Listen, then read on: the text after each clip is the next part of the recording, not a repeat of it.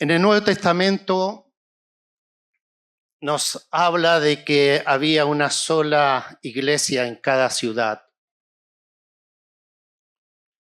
La unidad de la iglesia debe ser algo real.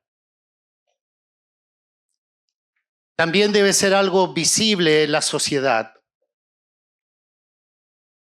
Dios está y seguirá restaurando esa unidad en cada ciudad.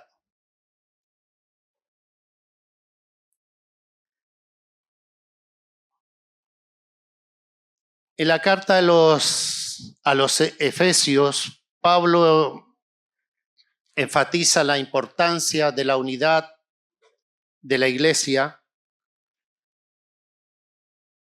un principio que se mantuvo firme hasta el siglo XI, a pesar de herejías y divisiones. Dentro de la historia de las divisiones dentro de la iglesia cristiana, quiero muy brevemente destacar dos elementos claves. La primera división oficial que entró en la iglesia fue en el año 1054. Esa división fue conocida como el Cisma de Oriente. Lo curioso que los de Occidente dicen que el cisma es Oriente y los de Oriente dicen que el cisma es de Occidente. Esas palabras cisma significa rasgadura, desgarro, hendidura o división. Esta división separó a la Iglesia Católica Romana y la Iglesia Ortodoxa Oriental. La ruptura fue el resultado de tensiones teológicas, también culturales y también políticas, especialmente por la disputa sobre la autoridad del Papa. Aunque hubo excomuniones mutuas entre ambas iglesias, las iglesias ortodoxas se mantuvieron su unidad, se mantuvieron firmes a nivel local en algunos países. En contraste al occidente, que se organizaron con el papado. Otro elemento importante dentro de estas divisiones, es que esa división no afectó a la gente común y corriente, a los pueblos, a las bases. Fue una división de la cúpula. Y después tenemos la Reforma Protestante en el siglo XVI, después de muchos intentos de muchos reformadores que hubo previamente y posteriormente, se produce la primera división que afectó a las bases. Esta sí que afectó a las bases, que fue la de la Reforma Protestante. Martín Lutero, al leer y estudiar la Biblia, vio que en tantas cosas se habían alejado de los principios bíblicos. Él quiso que hubiera una reforma y un regreso a la enseñanza bíblica. Debido a esos desacuerdos con el Papa, Lutero fue excomulgado, lo que dio origen a las divisiones protestantes. Y de ahí empezamos con una historia de divisiones, porque algunos no estaban de acuerdo con Lutero, otros sí, y etcétera, etcétera. La historia de la iglesia protestante se caracteriza por los desacuerdos, por la disidencia, donde cada nuevo disidente podía cuestionar a cualquiera de los otros. Y eso ha llevado a malas interpretaciones y denominaciones dentro del cristianismo evangélico. Juan capítulo 17, versos 20 al 23. Yo solamente voy a mencionar algunas cosas de esto, pero Juan, en este pasaje del capítulo 17, no es una parábola, no es una enseñanza, es una oración. Es Jesús orando. Y Jesús dice, ruego no solo por ellos, también por lo que han de creer. ¿Para qué? Para que todos sean uno. Para que todos. No dice para que algunos sean. Dice para que todos sean uno. Así como el Padre está en Jesucristo y Jesucristo en el Padre, también ellos estén en nosotros. Está orando Jesús. La gloria que recibió Jesucristo del Padre la dio para que seamos uno. Nuevamente dice, así como nosotros somos uno, yo en ellos y tú en mí, para que sean perfeccionados en unidad. El único nombre que se conocía a la iglesia era con el nombre de la localidad, de la ciudad. En cada localidad, en cada ciudad, había una sola iglesia con el nombre de esa localidad. Por ejemplo, la iglesia en Éfeso no tenía otro nombre y era conocida con ese nombre. En 1 Corintios capítulo 1, Pablo, llamado a ser apóstol de Jesucristo por la voluntad de Dios y sostén nuestro hermano, dice en su carta a la iglesia de Dios que está en Corinto. Fíjense que en este caso menciona a la iglesia en singular, en Corinto. Pero en Gálatas 1 habla en plural. Pablo apóstol a las iglesias de Galacia, plural. A las iglesias de Galacia. Galacia era una región donde había muchas localidades, por eso dice a las iglesias. En la región de Galacia, en la iglesia primitiva, existían varias iglesias establecidas por el apóstol Pablo y Bernabé durante sus viajes misioneros. En ella encontramos, por ejemplo, Antioquía, de Pisidia, Iconio, Listra, Derbe, etc. Es como decir, Pablo les escribe a las iglesias de la región Libertador Bernardo O'Higgins. Y en esta región se encuentra la iglesia de Rancagua, la iglesia de San Fernando, la iglesia de Machalí, la iglesia de San Vicente. Y ahí ya tenemos problema. Mencionemos Rancagua, ¿a cuál iglesia de todas? ¿A cuál? Si estamos tan divididos. ¿A cuál?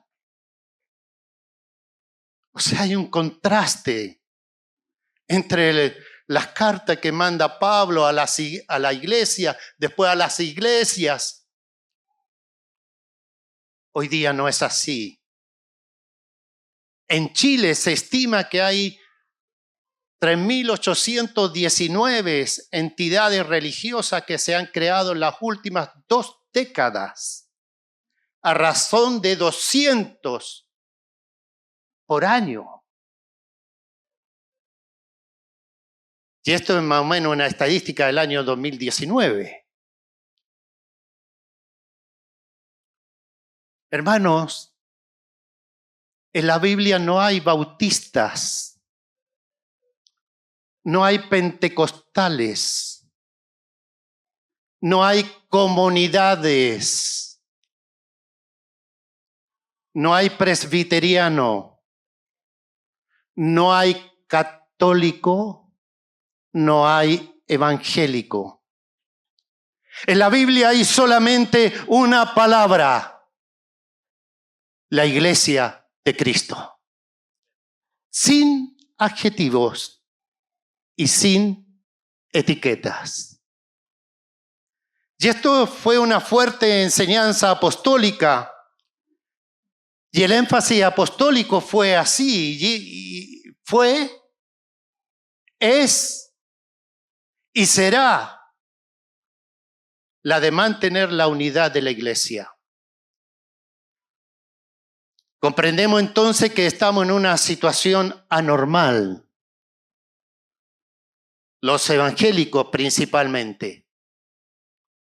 La división que tenemos no coincide con la palabra de Dios. Yo tengo la libertad de expresar todo esto porque sé que en Chile no sabe y además no se está grabando. Jesús antes de morir oró a Dios el Padre en Juan 17, como dijimos, 5 veces repite: Padre, que sean uno, así como nosotros, que sean uno, así como nosotros, que todos los que creen en mí por la palabra de ellos sean uno, así como nosotros, como yo en ti y tú en mí, que ellos sean uno en nosotros. Los apóstoles tenían muy claro de que la iglesia es una sola familia, un solo pueblo, una sola nación, un solo linaje escogido, una sola nación santa. ¿Sabe por qué esto es importante? Porque el Padre ve así, a través de Cristo. Si el tema está entre nosotros.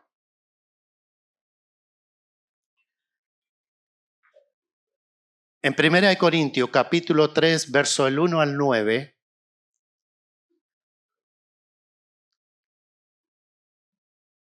donde Pablo inició una obra, eso para que ustedes lo lean después, registra divisiones de la iglesia de Corinto. Yo soy de Pablo, yo soy de Cefas, yo soy de Apolos, yo soy de Cristo. Pablo les reprendió duramente diciéndoles: ¿acaso Cristo está dividido? Y si la iglesia es el cuerpo de Cristo, si Cristo no está dividido, tampoco la iglesia puede dividirse. Y Pablo, con esa unción y gracia de parte del Señor, los trató de carnales, niños. Así que corrigió esa división que estaba iniciándose ya en el primer siglo. Cualquier tipo de división es una manifestación de carnalidad y de niñería. La Biblia enseña que la iglesia es una sola. Efesios 4, verso del 1 al 6. Esa fue la introducción.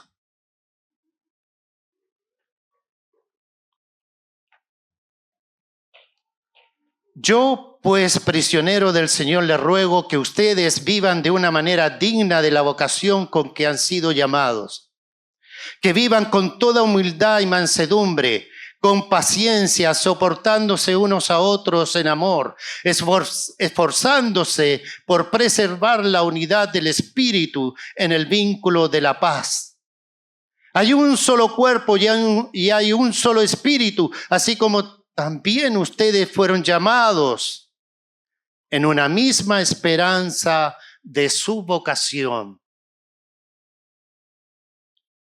Un solo Señor, una sola fe, un solo bautismo, un solo Dios y Padre de todos, que está sobre todos, por todos y en todos. Los versículos 4 al 6 nos muestra el fundamento bíblico de la unidad de la iglesia. El versículo 4 nos dice muy claramente que hay un solo cuerpo, un solo espíritu, una misma esperanza. El versículo 5 nos dice que hay un solo Señor, una sola fe, un solo bautismo. Y el versículo 6 nos dice que hay un solo Dios y Padre de todos. Ese proceso Pablo lo está señalando en Efesios capítulo 4. Y quiero hablar un poquito del proceso de la unidad.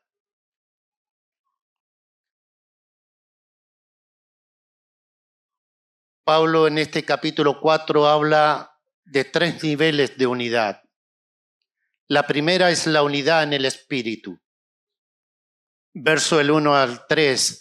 Les ruego que ustedes vivan de una manera digna de la vocación con que han sido llamados, que vivan con toda humildad y mansedumbre, con paciencia, soportándose unos a otros en amor, esforzándose por preservar la unidad del espíritu en el vínculo de la paz. Fíjense si en su Biblia aparece espíritu con mayúscula o minúscula.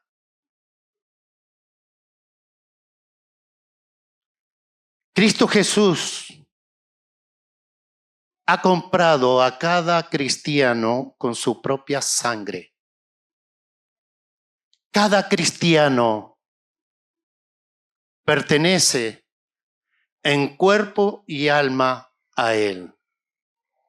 Somos prisioneros del Señor Jesucristo, comprados con sangre.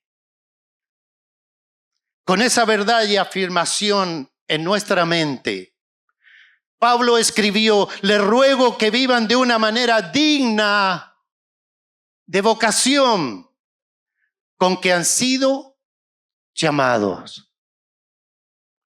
Otra versión dice: les ruego que anden como es digno de la vocación con que fuiste llamado.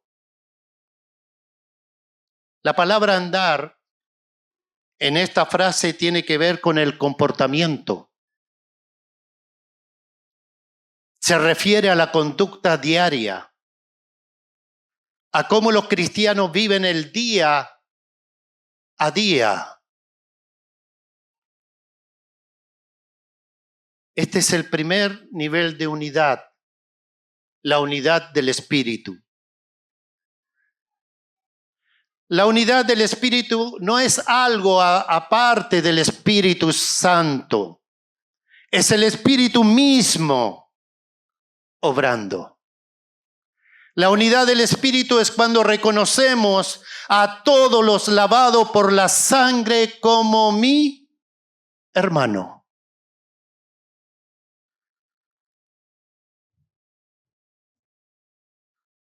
Podemos no estar de acuerdo en algunas cosas, pero nos aceptamos como hermanos y nos respetamos aún en los desacuerdos. La unidad que está en nosotros y en nosotros es el espíritu vivificante. Por consiguiente, guardar la unidad equivale a guardar el espíritu vivificante. Muchos cristianos hablan de la unidad, pero pasan por alto al Espíritu Santo. Esto indica que para ellos la unidad es algo separado del Espíritu. Por ello, cuanto más hablan de la unidad, más se divide. Cuando estamos siendo guiados por el Espíritu, llenos del Espíritu, hermanos amados, siempre vamos a apuntar a la unidad. Porque es el propósito por la cual obra el Espíritu. Recuerden, Jesús orando para que seamos uno. ¿Y qué está haciendo el Espíritu Santo? Que se cumpla esa oración, que seamos uno. Entonces el primer nivel donde podemos tener unidad es la unidad del Espíritu. ¿Cuántos de los que están aquí tienen al Espíritu Santo? Yo también lo tengo. ¿Cuántos de los que están aquí son del Señor? Jesucristo, porque hay varios señores. El Señor Jesucristo. Yo también soy y le pertenezco al Señor Jesucristo. ¿Cuántos de los que están aquí tienen el amor de Dios derramado en sus corazones? Yo también lo tengo. Me hubiese gustado que la cámara hubiese estado para allá. Cada vez van bajando menos las manos.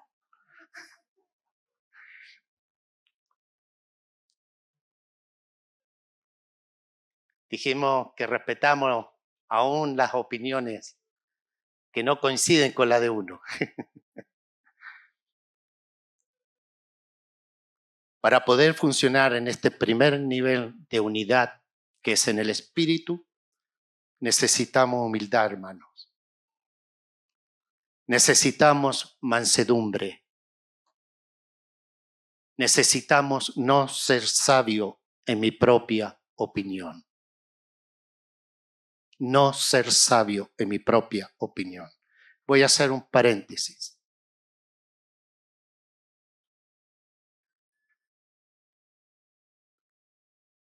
Perdonen que tome el ejemplo que voy a tomar, pero voy a hacer este paréntesis. Los hermanos que participan en reunión en casa donde estoy, ellos saben que cualquier respuesta que den, yo los animo y les digo, no hay respuestas malas, incorrectas. ¿Saben por qué? Porque hemos aprendido que en el cuerpo lo que dice uno y lo que dice el otro va trayendo claridad porque el Espíritu Santo habla. Y le voy a hacer una confesión. Hace 2 años, donde menos preparo una palabra es en la reunión de iglesia en casa. Porque hemos aprendido que los hermanos ahora ellos participan y me edifican. De repente me dan ganas de grabar porque me entregan el mensaje para presentarlo acá sin hacer esfuerzo. Y lo más lindo de todo es que ese grupo, la mayoría son mujeres, son hermanas. Cierro el paréntesis. ¿Hay divergencias? Sí, las hay. ¿Hay discrepancia? Las hay. ¿Hay que saber soportar? Sí, por supuesto que sí. Y no solo eso, también hay problemas de carácter. Es cosa de apretar el botón correcto. Problemas a consecuencia de nuestras debilidades humanas. Pero hay que soportar con paciencia Y en amor tenemos que avanzar y profundizar esa comunión en el Espíritu Santo. En esa comunión del Espíritu, cuando hay amor, hay paz entre nosotros, hay amistad, podemos avanzar hacia el otro peldaño que es a la unidad de la fe. Pero para poder funcionar en este primer nivel de unidad hace falta, como lo dice Pablo, humildad, mansedumbre y no ser sabio en mi propia opinión. ¿Cómo es eso en la práctica? ¿Cuáles son las características de un andar digno? Ya dijimos que andar apuntamos al comportamiento. Se refiere a la conducta diaria, cómo vivimos el cada día. El pasaje que leímos dice, les ruego que anden como es digno de la vocación con que fuiste llamado. Humildad. Se debe andar o vivir con toda humildad. Nuestra cultura actual promueve el orgullo y la exaltación propia. Ámate a ti mismo. Te lo mereces.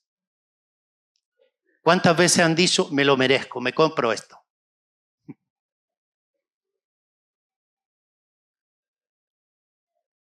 La cultura actual, la sociedad actual piensa en sí mismo y se mima a sí mismo.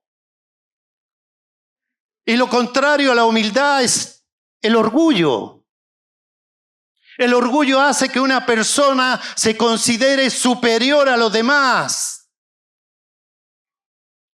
Busca los primeros lugares, es sabio en su propia opinión, lo demás está equivocado. Yo lo sé porque he leído mucho.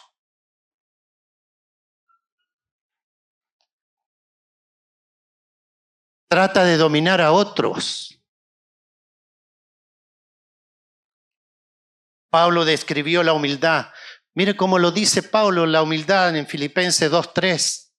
Nada hagas por contienda o por vanagloria, antes bien con humildad, estimando a cada uno, a los demás, superiores a él mismo. Te tengo una buena noticia. El hermano que está al lado tuyo, la hermana que está al lado tuyo, el que está delante tuyo, el que está detrás tuyo,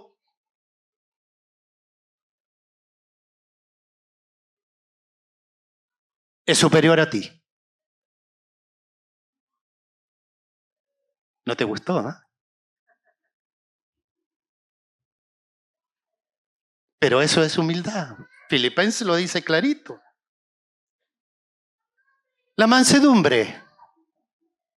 También dice que se debe andar o vivir con toda mansedumbre. Lo opuesto a la mansedumbre es la rebeldía. La rebeldía produce desobediencia. La rebeldía produce discusiones, produce enojo, produce ofensa, insolencia y etcétera, etcétera. La mansedumbre no significa timidez. La mansedumbre es bondad de actitud y comportamiento en contraste con la dureza en el trato de uno con los demás. Mansedumbre no es debilidad. Por el contrario, es la amabilidad del fuerte cuya fuerza está bajo control. Qué interesante. En Números capítulo 12, verso 3 dice, y aquel varón, Moisés, era muy manso, más que todos los hombres que habían sobre la tierra. Sin embargo, Moisés era cualquier cosa menos débil o tímido.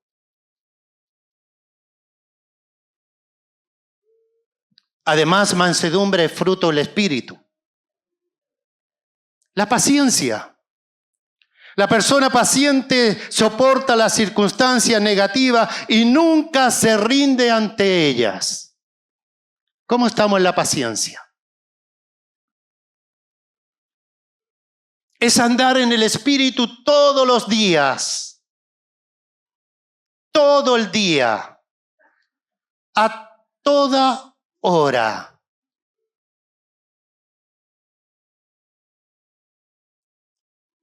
Romanos 5, verso 3. Y no solo esto, sino que también nos gloriamos en las... ¿Quién se ha gloriado en las tribulaciones? Dice, nos gloriamos en las tribulaciones. Sabiendo que la tribulación produce...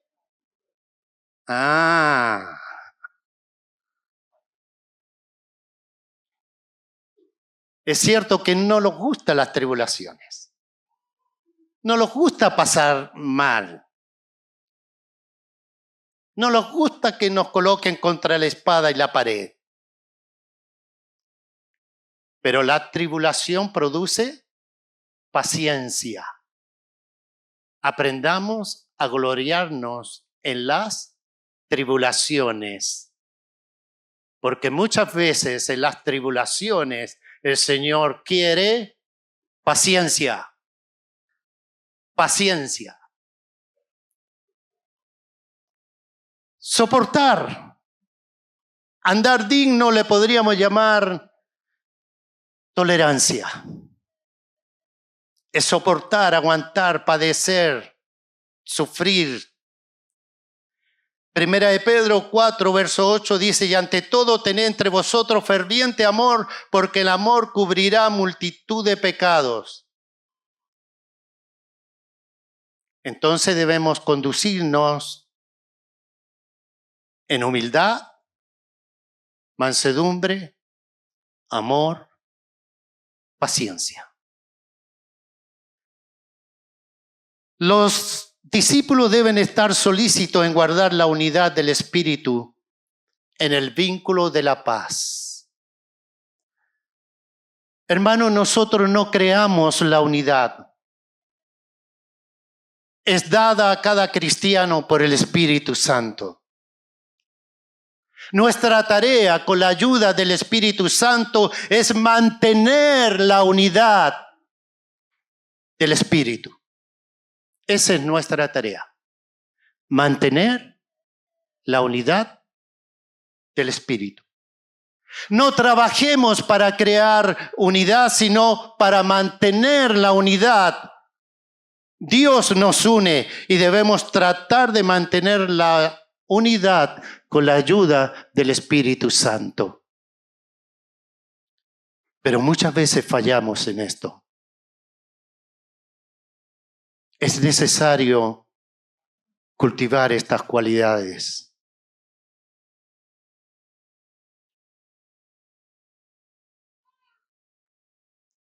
Y para lograr esto tenemos que estar dispuestos a renunciar al egocentrismo para andar en humildad.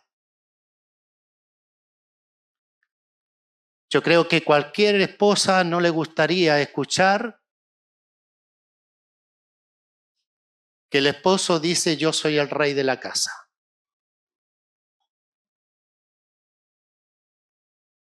Renunciar a la aspereza para andar con mansedumbre. Respuestas ásperas, actitudes ásperas, conductas ásperas. Renunciar a nuestras propias agendas para andar con paciencia. ¿Sabe por qué no impacientamos? Porque funcionamos el día a día con mi agenda. Estoy seguro que si le pregunto cuál es la agenda que tienes para mañana, ya estás pensando, voy a hacer esto, esto, esto. Y después de las 4 hoy día voy a hacer esto, esto, esto. Aprendamos a buscar la agenda de Dios y a funcionar con la agenda de Dios, hermano.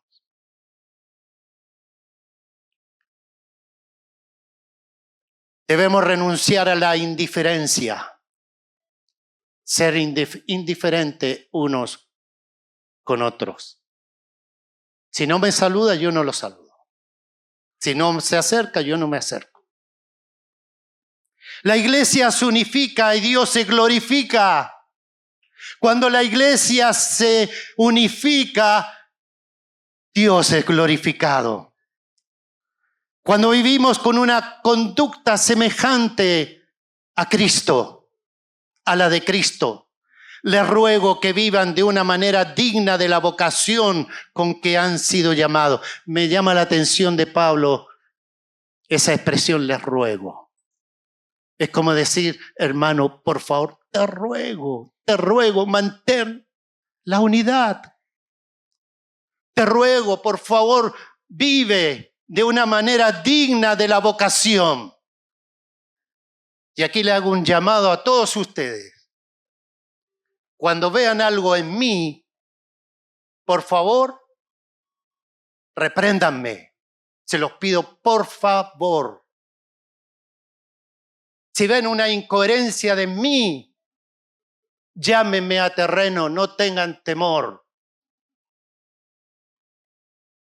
Porque no podemos estar aquí practicando incoherencias. Que somos intocables los presbíteros. No, hermanos. No lo somos. Dios es el dueño de la iglesia, no nosotros. Dios es el dueño de lo que Cristo compró con su sangre y son ustedes y yo. No nosotros.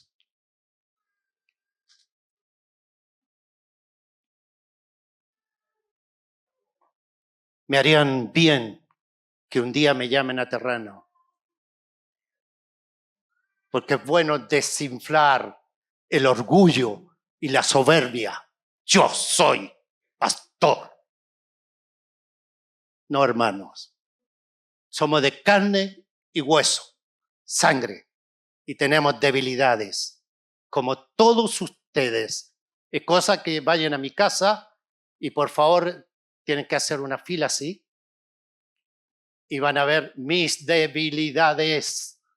Y van a ver las debilidades, no solamente las mías, la de mi esposa y la de mis hijos. Pero estamos en el proceso. Y eso anima.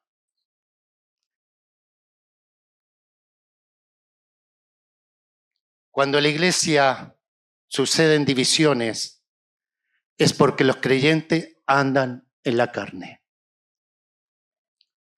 La unidad de la fe. Efesios 4, verso 13.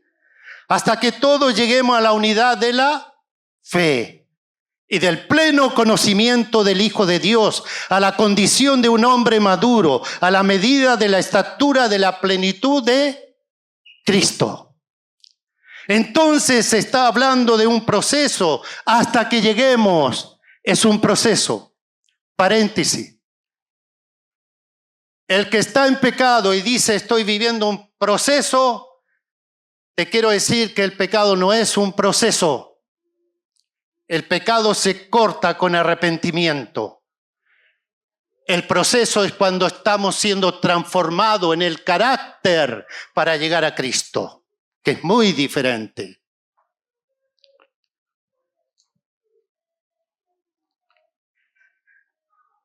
¿Qué es la unidad de la fe? Es la unidad de lo que creemos. Hoy no tenemos unidad de la fe en el 100%. Estoy hablando a nivel macro. Depende de qué grupos comparemos. Pero en la mayor parte de las cosas tenemos unidad. Creemos lo mismo, pero hay cosas que todavía tenemos diferencia.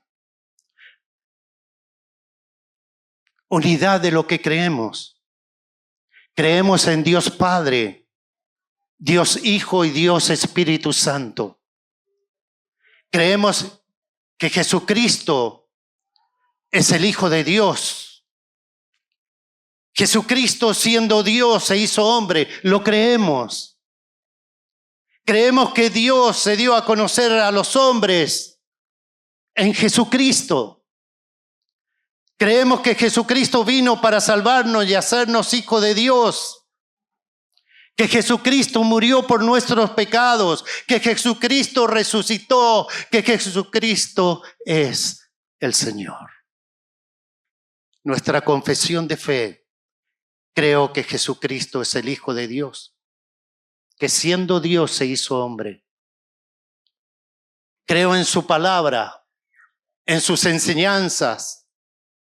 Creo que Él murió por mis pecados, sufrió el castigo que yo merecía. Creo con todo mi corazón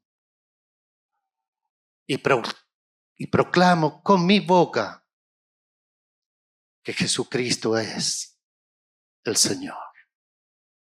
Que el Padre lo ha hecho Señor y Cristo.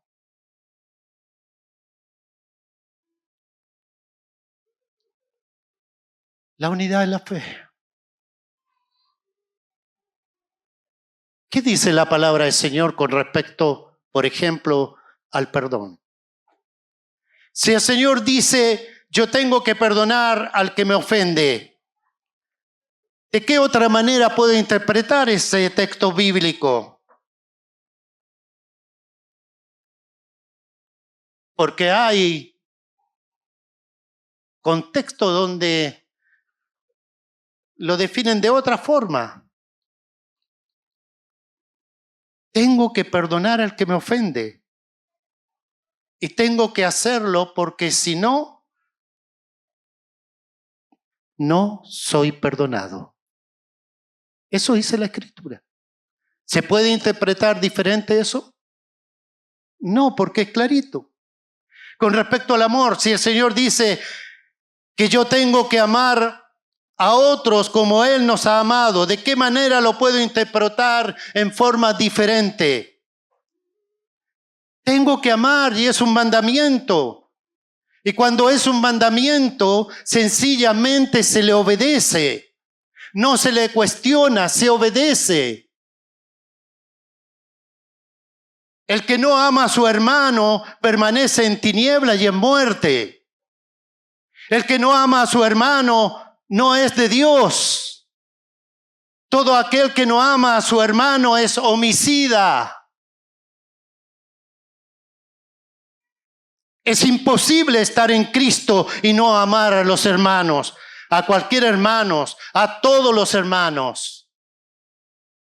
Debemos amar. ¿Y al enemigo? Pregunto.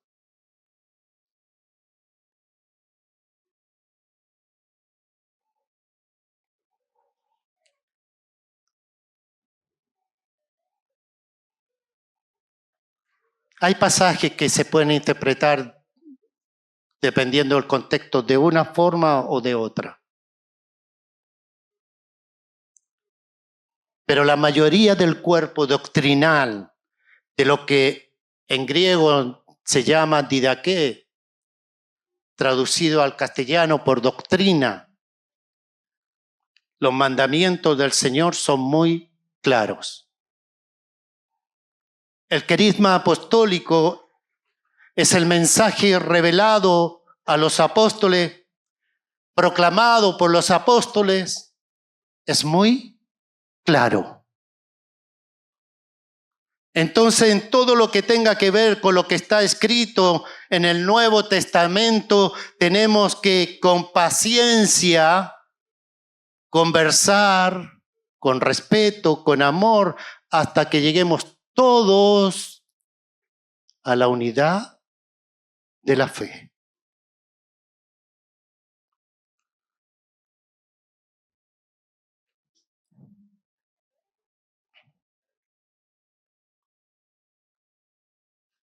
La unidad del cuerpo.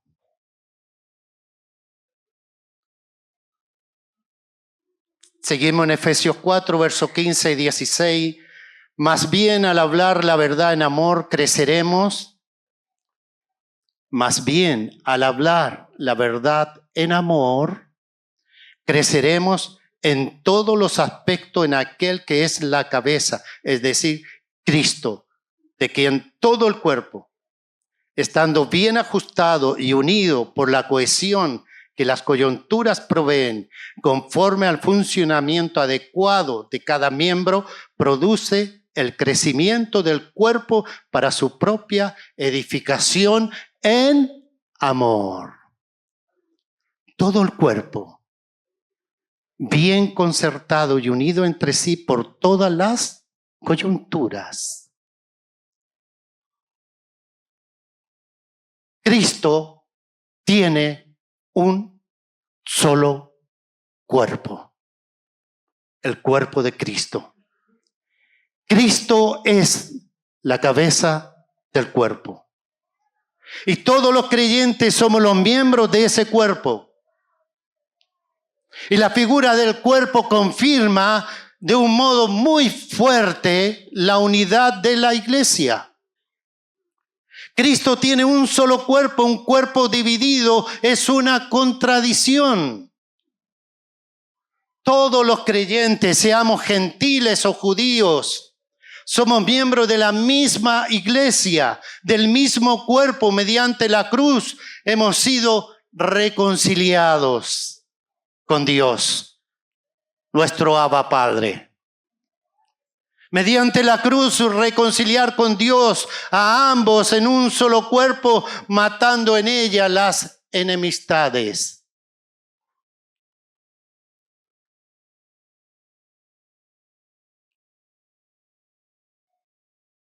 Solamente voy a mencionar una parte nomás de 1 Corintios capítulo 12, pero lo pueden leer del verso 14 al 27.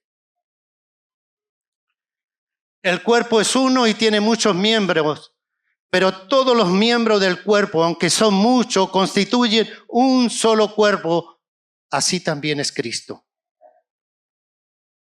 Por un mismo espíritu todos fuimos bautizados en un solo cuerpo. Me voy al verso 25. A fin de que en el cuerpo no haya división, sino que los miembros tengan el mismo cuidado unos por otros. Verso 27. Ustedes son el cuerpo de Cristo y cada uno individualmente un miembro de Él. Hoy la iglesia evangélica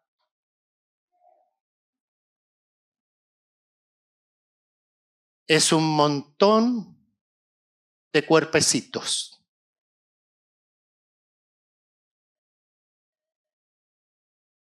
No estamos unidos para llegar a ese nivel de unidad de cuerpo. Necesitamos empezar en la unidad del Espíritu, que es donde estamos ahora.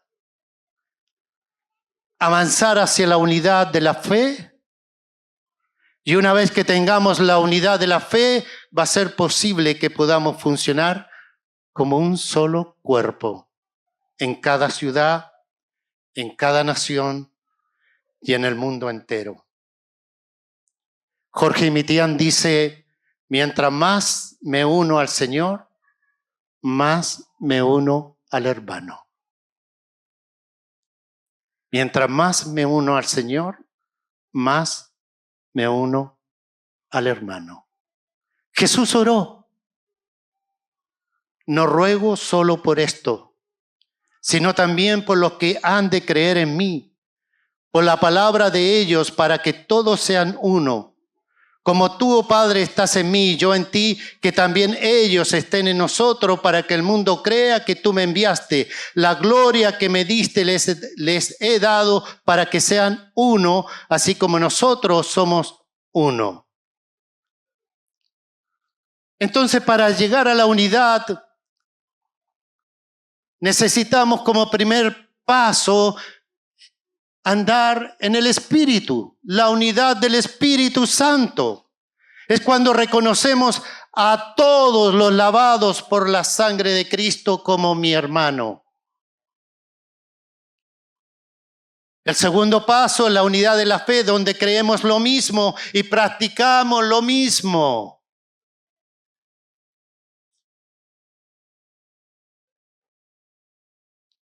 Acá hay que aclarar algo. Cuando hablamos de la unidad de la iglesia, no pensamos en estar en el mismo techo. Podemos estar en diferentes lugares, pero en un solo espíritu. Un solo gobierno en la iglesia. Una sola dirección. No podemos y no debemos forzar la unidad, pero sí estar abierto al Espíritu Santo y tener fe de que Dios encaminará las cosas para el cumplimiento de la oración de Jesús, que sean uno.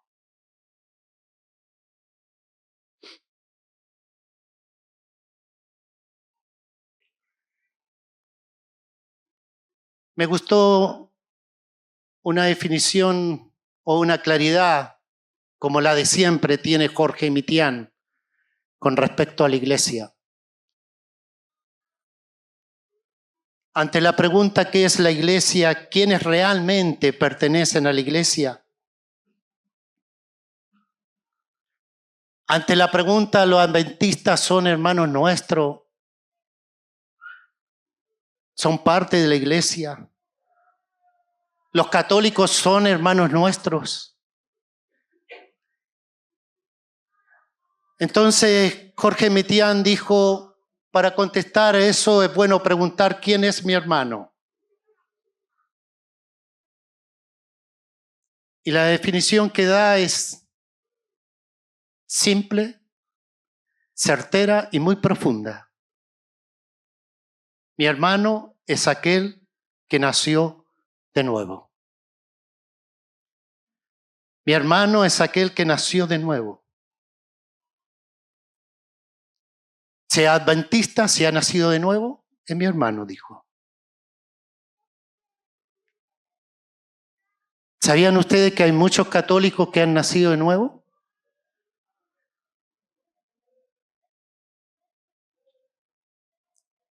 ¿Hay bautistas que han nacido de nuevo?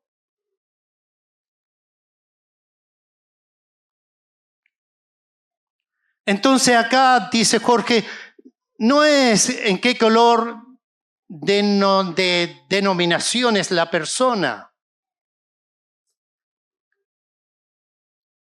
¿Y saben por qué lo encuentro interesante? Porque resulta que los católicos han recibido al Espíritu Santo. Se han convertido. Hay católicos que tienen experiencia del nuevo nacimiento.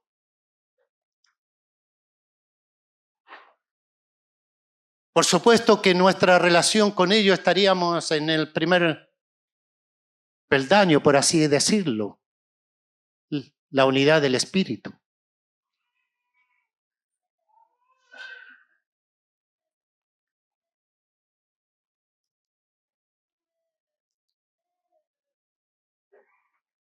Hace 3 semanas atrás, un hermano tuvo un accidente que hasta el día de hoy se encuentra grave en todo sentido. Venía conduciendo su vehículo y es muy prudente para manejar. Y sin embargo viene un auto en el sentido contrario que pasa la otra pista a toda velocidad y lo chocó de frente. El auto de este hermano quedó. Y este hermano hoy día está grave. Fue tan el impacto que su corazón como que se fue hacia adentro. Tiene tanta fractura cervical, tórax, en parte de su cuerpo. sus signos vitales en riesgo. Con este hermano trabajé 10 años en La Serena. Cuando nosotros fuimos a apoyar una obra en La Serena, era trabajar con este hermano, con su esposa.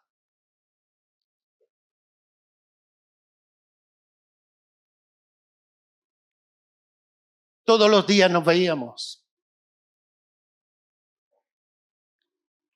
Orábamos juntos, caminábamos juntos, estudiábamos la palabra juntos. Salíamos a sectores y rodeábamos, caminando, orando.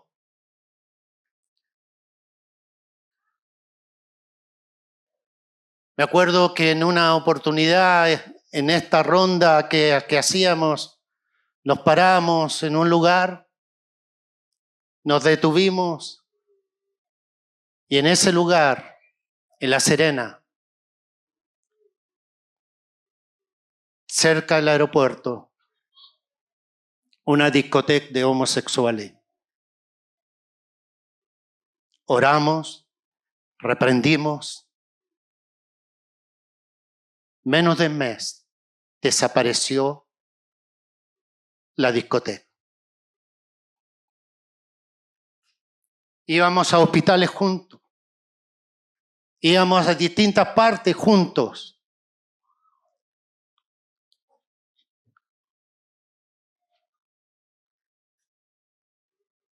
Y hoy día está grave.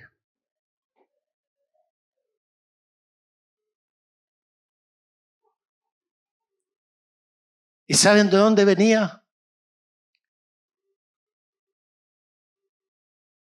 De La Serena se vino a vivir acá a San Vicente. Y por el sector, por ahí por Malloa, él hacía consejo pastoral a través de una radio. Y estaba con un párroco, con un padre católico hablando de la unidad a todo el sector a través de la radio. Terminó ese trabajo radial, toma ese auto y le ocurre lo que le pasó. Este miércoles, conversando con la esposa en el hospital de Rancagua, me decía: yo tengo fe y esperanza de que nada le va a ocurrir. Estaba compartiendo de la unidad. Y la esposa siempre lo ha acompañado de un lugar a otro. Y en esa oportunidad ella no pudo. Hoy día está en el hospital de Ipreca. Se llama Mario Cabrera. Para que lo incluyan en sus oraciones.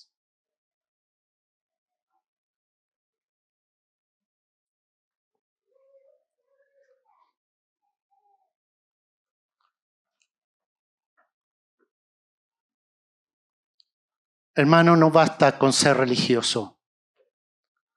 No basta ser católico. No es suficiente ser evangélico. No es suficiente ir a la misa o ir a una reunión. No es suficiente leer la Biblia, incluso orar. Hace falta abrir el corazón, arrepentirnos de los pecados, reconocer el señorío de Jesucristo,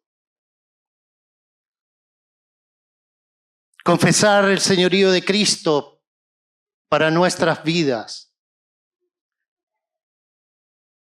bautizarnos en agua y en espíritu. Entonces se produce el nuevo nacimiento. Y no es algo que tenemos que hacer en particular, lo podemos hacer esta misma noche, esta misma tarde, en la casa, en un hotel, en un mall, en una playa, en un cerro.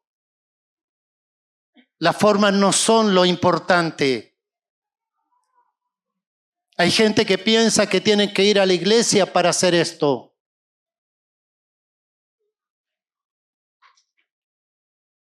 La iglesia no es un edificio. La iglesia puede funcionar en la cocina. La iglesia puede funcionar en la casa. Puede funcionar en el living de tu casa. La iglesia puede funcionar en un taller. La iglesia puede funcionar bajo un árbol. La iglesia no es un edificio. La iglesia son las personas. Pueden ser muchas o pueden ser pocas. Jesús dijo, donde hay 2 o 3 reunidos en mi nombre, allí estoy yo en medio de ellos. Y si está Jesús, es la iglesia. Lo vamos a dejar hasta aquí esto. Padre,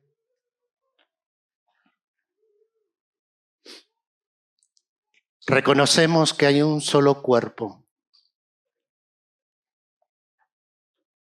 Reconocemos que hay un solo espíritu. Una misma esperanza.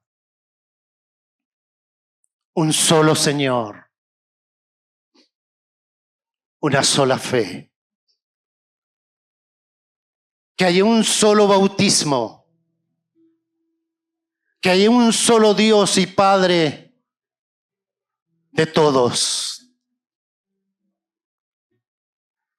Señor, lo único que te puedo expresar en esta mañana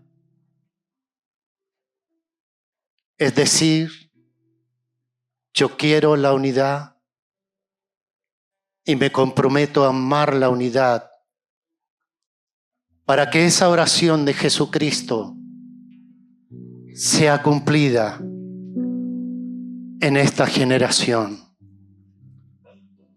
en este país, en esta ciudad. Que la iglesia sea una y que los inconversos vean que hay un solo Dios, un solo Señor, reinando en la única iglesia, la iglesia de Cristo. En el nombre de Jesús. Amén.